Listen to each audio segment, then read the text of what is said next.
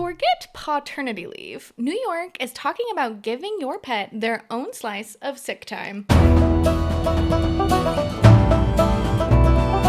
Welcome back to Beyond the Bill Number, where this week we're asking a surprisingly big question. Are pets family when it comes to the workplace and workplace leave? Today's bill is a bit furrier than most. New York lawmakers are considering a proposal that would let workers use their paid sick time to take care of their pets. Stephen, I have to ask, are we really talking about vet visits as a matter of labor law? Yes, I think we are. Sorry, I'm a little bit distracted at the moment because I have my particular pet here. Oh, I thought we could start with hello. pets. This is Oh my gosh, he's this handsome. is Python Manning. He's a very healthy, handsome Python, a big Broncos fan, as you might expect with the name. And yes, he's just waking up, starting to explore a little bit. This is Benedict, named after Benedict Cumberbatch, the best Ah, of of all course, Sherlock Holmes. absolutely. I can see the resemblance. I have had to actually take a little bit of sick time one time for Benny because he got a bot fly in him. And Oh. we didn't know what it was, and it wasn't healing, and I don't like blood. And my husband was like, I'm not sure what it is. And I was like, I don't know, it's been like 2 weeks. I think we need to bring him to the vet. And the vet was like, oh yeah, Mm. there's a bot fly living in there. And we Oh. decided that now we don't like our yard pet named Felix, the bunny, because Mm. apparently botflies like to hang around bunny dens. And so I now can we don't let imagine. Benny be around him, and we've been botflyless, but we Oh. had to bring him to the doctor and get that Mm. extracted. But he was a very brave Yeah. boy. Oh, that's a shame. Well, luckily, Python Manning's always been quite healthy. He had a few problems with shedding occasionally, but he seems fine. But my previous snake, very tragic story. Oh, Corn snake I had, he committed suicide. He's self-harmed. It was all wait, quite how does tragic. that happen? Well, he managed to wedge himself into the his vivarium. He had a light, a sort of heat lamp fitting, and he managed to wedge himself over the top of that, and so he was just like completely squashed in the middle. And I took him to the vet, and they were like, "Oh no, it's all his bones are broken. It's not going, it's not going to work." And we had to have him put down. Yeah, it's all Oh, very sad, but I'm sure it was deliberate because I can see another reason why I could do it. right. That's on purpose for sure. Yes, Benny, stay yes, away from the definitely. heat lamps, buddy. But luckily, I repositioned the heat lamp for Python Manic, and he's been fine. Okay, okay. I mean, he gets a little bit grumpy occasionally, but Yeah. that is basically his normal state for a snake, Yes. I think. Yeah, Benny's a little grumpy in the mornings when he doesn't get his walkies, but we call those his daily acts of love when we take him on Yeah, his little walkies. absolutely. But Benny got a ticket yesterday for being off leash at the park playing fetch, so have to get a Oh, different yeah. leash that runs How's he for going to pay 50 for feet with that? Let's him. put him to work. I know, Benny, start modeling. You need a only paws. Put these little Yes, paws out there. only pause. Yes, yes. Okay, so back to the task at hand, this podcast and legislation and bills and not just our really adorable pets. What is Yeah. this bill that we're talking about today? Well, so Assembly Bill A791, which is better known as the Sick Leave for Pets Care Act, was introduced in the 2025-2026 New York General Assembly by Assembly member Manny de los Santos and 9 Democratic Okay. co-sponsors. It tweaks the state's labor law 196 B so that if Fluffy needs shots or Fido needs surgery, you can use your already accrued sick leave to cover it. No new days, just a new use.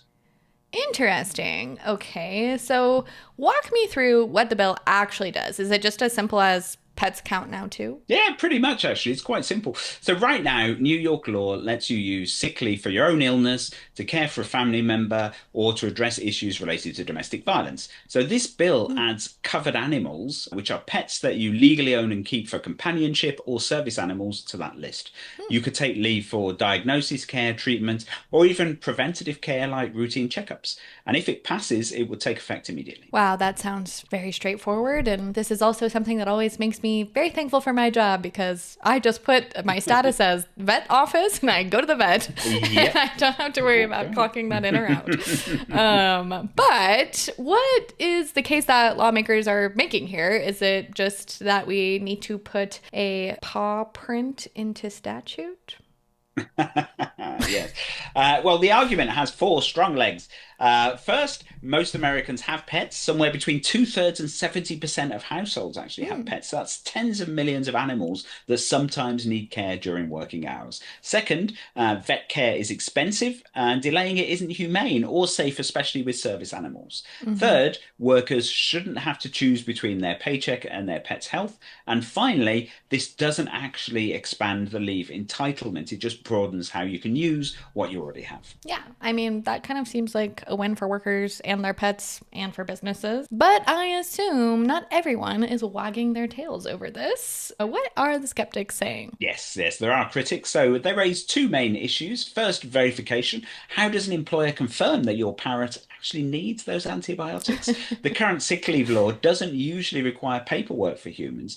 So adding it for pets could actually be quite messy. And that's, it's a good reason, isn't it? Because if you think a human being is swinging the lead, as we might say, you're not actually genuinely sick, then you can always say, bring me a note from your doctor. Obviously, it's a bit more difficult with pets. Second, there's scope creep. So once you say pets count, where do you stop? The bill does define covered animals quite narrowly, so no farm animals, not those crocodiles that live in the sewers. But some employers still worry that it would complicate staffing. And of course, employer groups generally resist any kind of expansion into how leave can be used, since it can mean more scheduling headaches. Interesting. Funnily enough, I actually did have an old boss with a crocodile as a pet, and he lived in Minneapolis, which was even more crazy. Okay.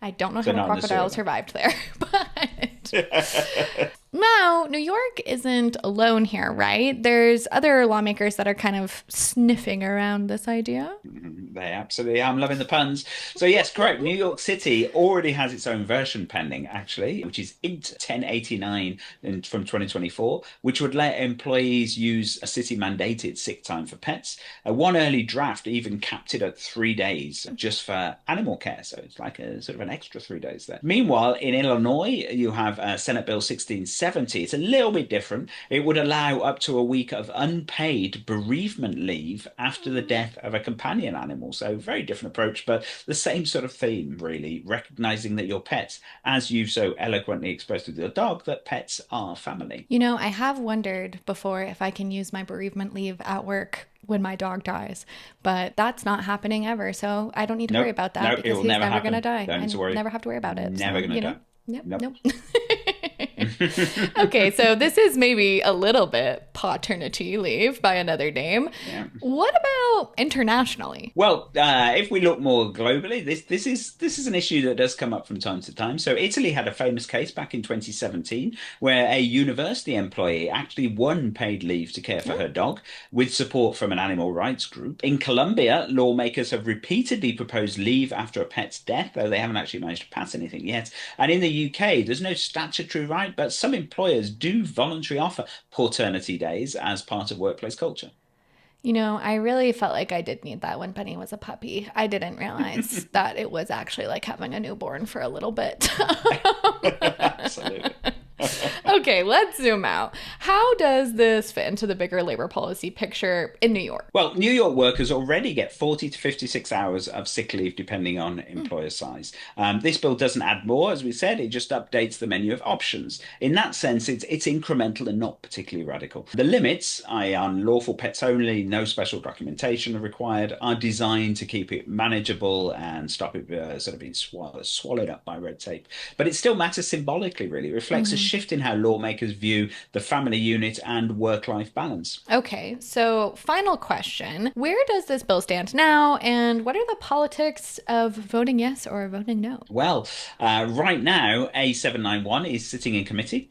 If the city's bill passes first, Albany might borrow that framework. If the state passes first, it could set a more uniform standard up, so they wouldn't need the city one then. Politically, it's a little bit awkward, really. So who wants to be on the record of voting against a guide dog getting surgery? But at the same time, opponents can paint it as frivolous when there are so many other really serious issues that the city should be addressing, really. So it's one of those bills where the optics may be as important as the policy. Got it. Pets not so important as maybe some other things.